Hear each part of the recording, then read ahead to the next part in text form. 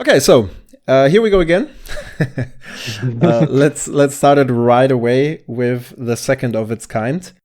Another interview with two members of the Dual Commander Rules Committee, which today are a known guest to everyone. Flavien, welcome. Hi.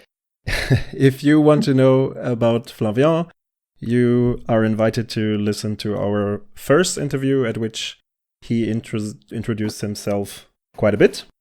And a second guest, a new one, is today again Florian, but not Trott.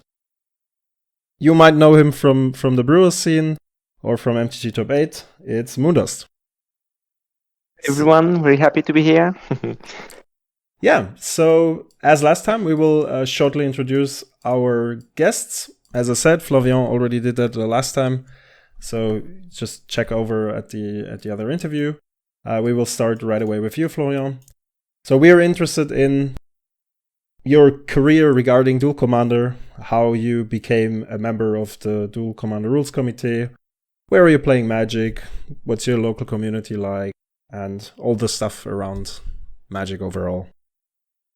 Yeah, sure, of course. So, well, me joining the committee almost goes back to the beginning of the format. It was like almost 15 years ago that Kevin Dupré brought it back from the US. He was, and I think he still is, a level 5 judge. You often see him in the Pro Tour. He's during the top 8. He's the guy behind in the red shirt. And he met with Sheldon that introduced him to this Elder Dragon Islander. And when he flew back to France, his partner at that time was Claire Dupré, who was also a judge and a player. And they decided to create a one versus one version that they would just play as a couple. They didn't have any intention to popularize it at all. And how did I get to know that? Well, I was frustrated after a tournament regarding the competitiveness of Magic, and I was searching that if there was anything else to do besides the format that Wizard was driving at that time. And I found out about this because when Claire and Kevin were playing in the local store, everyone was really amazed by the cards we're using, the commander. They found it really interesting, and it started to grow quite rapidly at that time. And I heard about it, and it was like a 2 or 3 hour drive from where I was studying at that time. And I started to go to the tourney, and I started to be quite successful, even as a young Magic player, finding decks that kind of breaks the ban list they were making, such as Hermit decks or Azusa abusing Tabernacle and Strip Mine and stuff like that. And so they saw that I really love to brew and don't like to use a conventional path. And they asked me if they can join this couple and another guy, Benoit, also from Lille, who were working on this band list. And that's how it started. Okay, amazing. That's quite a story. Also a bit of Dual Commander history in there. Another thing we always want to know from you is if people are interested in engaging with you in any way regarding the format, or if they have any questions regarding decks that you guys put out, because you're frequently bringing up new decks. For Flavien, I think the last time it was Tivit, right? When Yeah. which really had an impact on the overall meta game. And Moondust, I think, or Florian, you're always in the brewer section. So if people have questions regarding anything, where can they contact you? Well, I'm on Discord as Moondust. It's easy to find me there, and otherwise you can try Facebook, but not here that often. So Discord is the place to go. All right. And feel free to ping me. I'll always respond. Sometimes it takes time, but I'll always respond. Okay. Awesome. Okay, so as last time, we have gathered a couple of questions, or collected a couple of questions for you from our community or the international community. So we got quite a lot of feedback regarding this second interview. Last time we had 2 sections, which was regarding the ban list and the ban list philosophy. This time it will be more focused on the ban list itself and lots of questions regarding certain cards and some some philosophies behind that, and then we also cover a couple of other topics.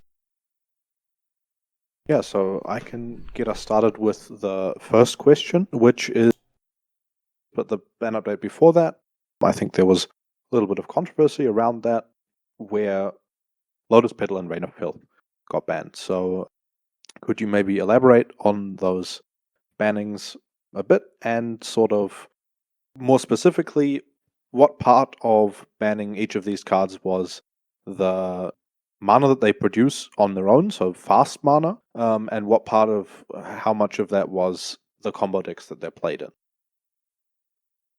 Well, actually, these bannings results in the combination of these two.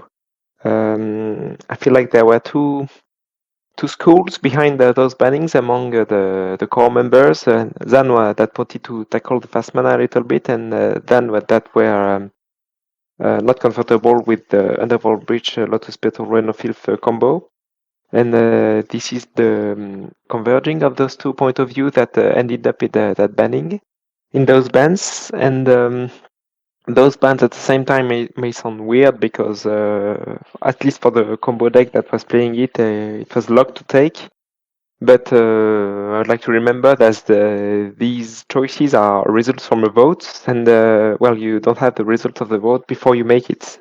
So even if we try to split the votes and to make different menus and stuff like that to be as clear as possible on an inside level, well, it's still the result of the vote that gets out at the end. I don't know if you want to add something, Fire. Yeah, I would add that the main thing behind this was, of course, as you said, the question about breach, Underworld Breach, and the fact with breach is that it's a very specific deck. It's a type of combo deck we don't have a lot in the format, and so even if some of us were convinced that the deck was too strong, there was also a fear that it would make an entire archetype disappear. And so targeting fast mana had the positive effect of breaking a few broken things, but letting the archetype possibly exist, and or at least give it some time to see if it's still too strong, if it evolves in another way, or if it's too much, or etc. Because to me, at least Breach is an interesting card because, okay, creature removal doesn't work against it, but everything else works against it. And you can't have a combo decks that works if it only relies on creatures, because there are too many creatures removals nowadays. So Breach was interesting in the sense that it's a combo deck that can be attacked by Grave 8, Enchantment 8, you can play only one better turn 8, and all of this kind of stuff. But on the other hand, it's why it was also quite oppressive, and yes, some part of the members were not comfortable with the deck being that much successful. So that's why we choose to target very specific cards. The thing is, Reign of Filth has no way of being used in an interesting way. It allows a certain type of deck to exist, but it's very specific, so it was one of the choices with the least collateral damage. It doesn't impede on anything else. It's quite targeted. While on the other hand, Lotus Petal is on the other side of the spectrum. It's a very powerful card that you could play in a lot of decks just to get this little push in terms of tempo. And it's also a card that has very little chances of being reprinted, mechanically, I mean. Wizard is really reluctant now to print this kind of free mana boost without a card disadvantage, etc. So it was a quite safe bet, I think. Just a short question from my side. When you say that Reign of Filth is not an interesting card, is that you mean it is a card that is most often only abused for a certain thing? Yeah, of course. It was clear. Because when, like, apart from the Breach deck, I think the very original Breach deck back in the days when Lion's Eye Diamond was still legal, yep, you were playing Kenriv in the command zone, and you also used Filth or Squandered Resources to combo with Balance and wipe off the complete board, and then cast Canriff afterwards and have like a big beater that hopefully wins it again. Yeah. I'm not aligned with Flavien saying that Filth is not interesting because it's always really hard to win on low resources, and even if sometimes being comboed can be frustrating, it can also lead to interesting deck building and interesting turns. So I wouldn't be that harsh on Filth, but still, no, it is what it is, and I don't think it will come back anytime soon. And on Lotus Petal, I feel like the card was not played as much as it should have been when it was legal. But it seemed to me that there was some kind of a breakthrough, that the card was more and more played in every deck, and not only combo decks. And in the end, we don't really like that cards that fits in every deck, like for instance the One Ring or stuff like that. It doesn't lead to interesting deck building decision, and often it's because their power level is too high for the format. Okay, just one more elaboration. You said at the beginning when you were answering the question that we should keep in mind that bannings like these are votes and that you're not always certain what will happen when you put cards up for a vote in the committee. Does that mean that both or one of these cards were close in terms of how many votes were cast to ban them? Yes. Okay, interesting. Okay. I won't go much into more details because it's inside information, and I don't think it brings everything. But yes, it's often close because the more you debate about something, the more you see both sides of the coins, and the harder the decision becomes. Yeah. It's quite rare that the decision is easy. Like, of course, Jeweled Amulet, Jeweled Lotus. Yes, okay, it's a no-brainer. But most of the time, there are so many parameters to consider, so many is the impact of the metagame, and will it keep the game interesting? And okay, I don't like being comboed, but combo is a part of Magic. I don't know, I'm just saying random things, like it's hard to put the way you like Magic, your feelings aside, and to try to make the more informed decision. So yes, it's often close when a ban or non-ban is made. Okay, so on a similar page as the topic with Lotus Petal kinda opened up another topic, since I've read in our community Discord, at our videos, and people ask us and whatsoever, that people were kinda worried about the state of fast mana overall. So we have seen that at the latest tournament in Lyon, there was a Comela deck, which back in the days used the Breach combo and also the Saw in Half combo. Nowadays, it still seems to work with the Saw in Half combo, which is quite cool in my opinion. And this deck and also the Natural Storm decks make use of Dark Ritual and Cabal Ritual combo. And also, since the 3 pro players or 2 pro players attended at the last Relic Fest, they decided to put in the Spirit Guides in many more decks, and they kind of explored the fast mana and how influential it is to the format overall. The question is, how do you generally evaluate these cards in comparison to Lotus Petal and Filth? And how do the Spirit Guides fit into this equation? So it's human to make a comparison. Like, okay, we tackle Lotus Petal because we said it's fast mana. So what's the next best fast mana? Okay, Dark Ritual. So do you want to ban Dark Ritual? It's a never-ending story if you go that way. Of course, Dark Ritual is really pushed. It's even more pushed when you have an expensive command zone to play. Like, you always have a payoff for your Dark Ritual, for instance, in Tivit or in Atraxa. But as Flavien said in the beginning, we don't want to kill combo, and Dark Ritual is important for most of the combo deck, and they still need some tools to exist on one hand, and on the other hand, the aggro deck I know have so many tools to work against control, that maybe it's also important for control to have tool to be able to tap out. Like, I don't like to be TVT'd on T4 through a Dark Ritual, but on the other hand, I also have Initiative, Monarch, Planeswalker, and Planeswalker that are played in aggro and stuff like that. So maybe it's just fair. And about the Kamala deck, I'm glad you talked about it because I brewed it for a friend, but I'm not the original inventor. It was a Chinese player who were playing it. I just saw Kamala and saw enough and made a brew, and it's an interesting deck.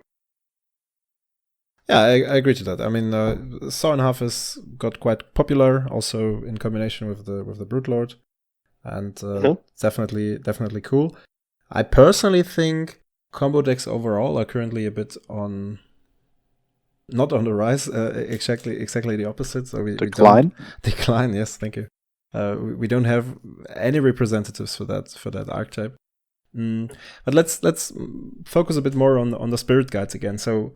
Well, the nature of the format tends for the game to be more mid-rangey because you have more resources, and it's really interesting that these pro players explored a bit more the tempo aspect of the game with those pure mana disadvantage card disadvantage, but mana advantage cards. So far, I find it interesting. I don't know where it will lead us, but I also, on my side, have the tendency to play these cards more and more in my brews. But I'm the ultimate mid-range player, so it's hard for me. What do you think about that, Flavio? I think about I'm reacting to your comment about combo decks, and while I do agree that combo is on the decline, I have two things I think about that. The first is the nature of the format without access to a sideboard implies that when a combo uses unconventional ways to work, means mostly non-creature cards and non-battlefield play zone. It means a lot of decks have a lot of trouble interacting, and while certain decks can integrate some hate, others can't absolutely. And so combo is always threatened. It's threatened and it's threatening maybe. Because it means you have a deck that can be interacted by a large part of the field. And that's why combo tends to be a bit behind, because it's either something very specific or something too strong because you can't interact. We do not have the solution to this right now, but it's a structural problem in the format, in my opinion. If I had to mitigate my own opinion, I would say that there is some kind of combos that are underplayed, in my opinion, or that at least exist. And for example, we were very surprised to not see a lot of high tide decks. At some point, there were also Beamton Bellies decks.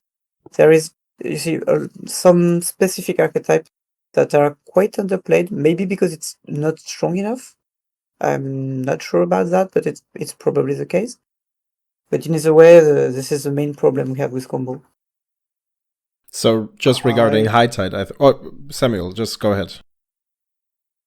I hate to disagree, but I sort of disagree in the sense that Wizards has been solving this problem for in the last couple of years, where many more cards that have been printed just on their own present answers against combo decks and can be played in many decks, where you have cards like Kaya's Guile and Cling to Dust that can easily be main decked and are pretty good cards in the decks that they're played, and also just have graveyard hate on them. And, actually, I tend to agree. That kind of applies on many different in many different ways, where you have the quality of white cards that remove non-land permanents has increased a lot with cards like Leyline Binding and Prismatic Ending, and kind of across the board cards that present specific answers to things that combo decks play have been getting cheaper and more versatile. Actually, I do agree with you. The thing is, in my opinion, it's more and more easy to play some incremental hate. Like you said, a lot of cards are have many modes, and you can select one that deals with graveyards, etc. But the thing is, when a deck is resilient enough, it's just not enough.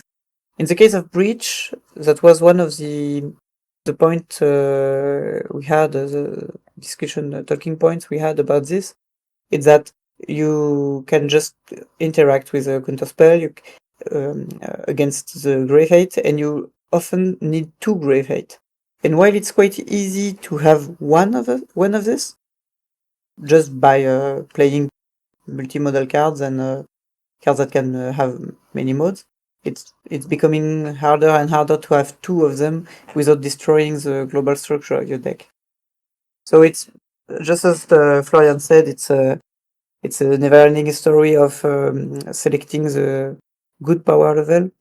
But in the end, if you need to have one specific piece of hate, it's okay. But if 2 is needed, it's quite a red flag that may be too much. At least in my opinion. Interesting. Yeah, I wanted to pick up a bit on the high tide topic, as I think this is quite interesting, but just rather, or more like, just wanted to know your opinion, because you made that example. Do you think like people are not experimenting with Teferi enough, or not really searching for options to abuse high tide? I feel like there are two. I may be wrong, but I feel like there are 2 high tides type of deck. The one in which high tide is a super dark ritual, like I like to mention, for instance, Atraxa, in where you don't try to make a big high tide turn and try to combo finish, but just you use it as a dark ritual to power up either your command zone or some big draw spells.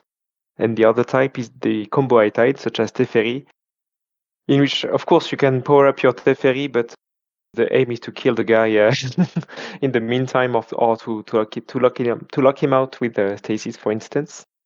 And in the past, I feel like when high tide was legal, the people used to play it as a combo finish, so the second time. They don't use it as a super dark ritual. And nowadays, these decks doesn't work as good as they used to work. Maybe it's due to the banning of these time warps that gave us some more times, or maybe it's due to the fact that aggro decks are more linear, or that responses are more able to deal with planeswalkers, or I don't know what. But yes, I feel like it's hard to combo with high tide. But on the other hand, in modern Magic, we have more and more big threats that can steal the game on their own, such as Atraxa, and maybe the Super Dark Ritual mode will be more and more used when people figure out how to play it. And the new Surveil lens, Typal lens, maybe will help to build decks like that. The one from Karlov that are both, for instance, in Island and Swamp and can be fetched. So these add extra island to your multicolor high tide decks. Yeah, that's definitely interesting. I mean, the more Wizards goes into the direction of printing functional, fetchable B lands, the better these high tide decks become. The thing about high tide is, I guess, if you have like talking of the raw combo decks, if you have a combo that is dependent on a certain land count, and in some decks you might be, if you add green, for example, so Martin, he's like part of our Bitzel gang, he tinkered a bit with Gretchen for some time, and he was quite happy actually to play high tide, Simic high tide, because green gives you the option of ramping. Otherwise, today, if you think about it, a planeswalker like Minsk and Boo back in the days, like maybe 10 years ago, would have cost 6 mana instead of 4. I would think so. These days you have to handle something like this on turn 4, and if you do not have this aspect of ramping up your mana, you just have to linearly wait turn by turn, adding cards to your combo in order to go off, and that's most often just too slow. And I think that's one reason. So the power creep definitely plays a role here. But okay. Yeah, I think we can go to the next question then. So the next question is about partners. So considering that we've seen a sharp reduction in partners, where basically just Yoshi being played, what do you think about giving the sort of some of the partners that are on the ban list because of their power in combination with other partners a shot again, like Esior, Ardenn, Krark, Akiri, cards like this? I think Thrasios and Vile Smasher are two partners that are very justified to remain on the ban list, but giving multicolored decks some more combinations where you can play them, I think would be interesting. What do you think about that? Maybe I'll start. The first thing I can say is that we usually, in our discussions, we have an agreement right now that some of them may be okay to unban, but the thing is we do not agree about which one exactly. But the main thing we think about when we are thinking about unbanning something is always does it give something new to the format?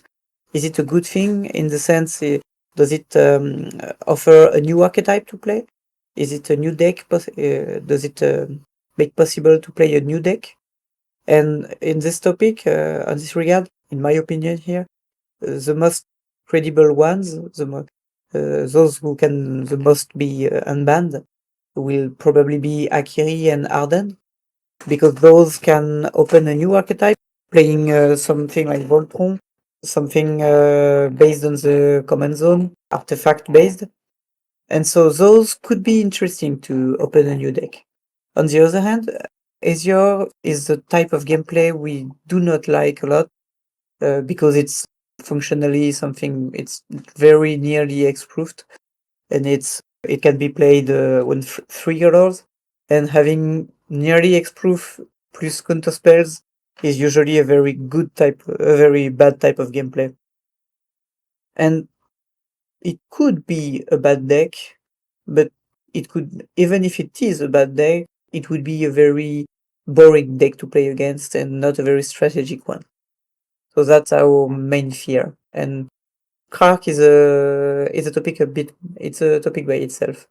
It's a very peculiar gameplay, and it's quite hard to have a definitive opinion on it.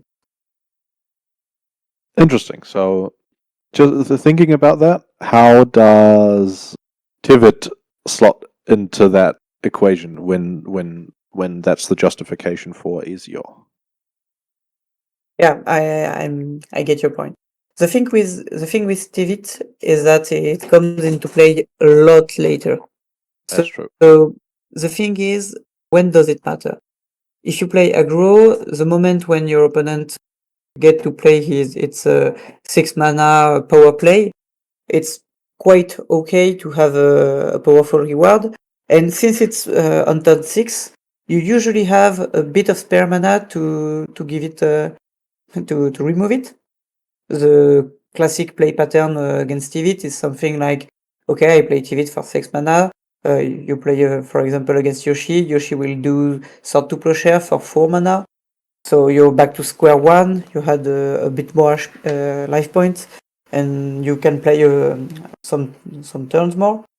So it's still some strategic decision, and it comes into play at a point in the game where you have solutions to it.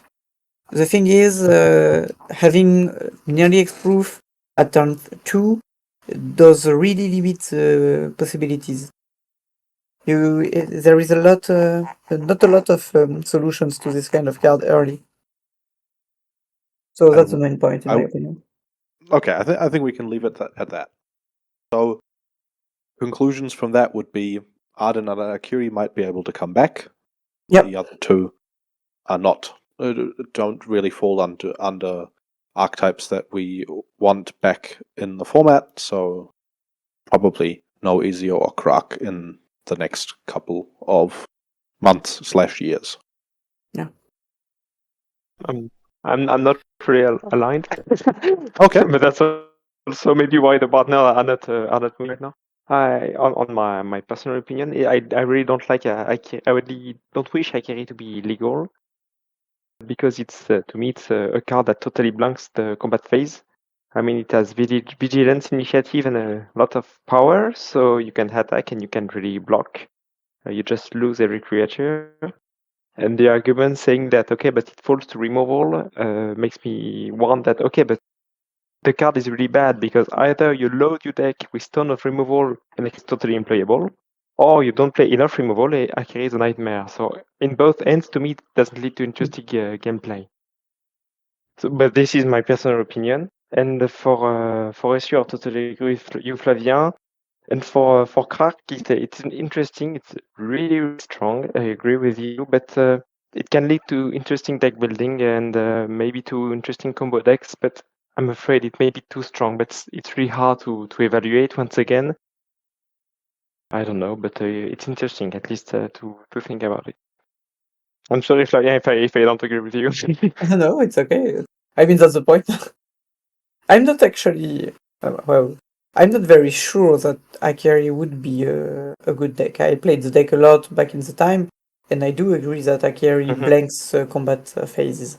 The thing, in my opinion, is that you don't need to play a lot of removals to blank Akiri, and the fact that it's now a solo command zone, it has no backup with Silas.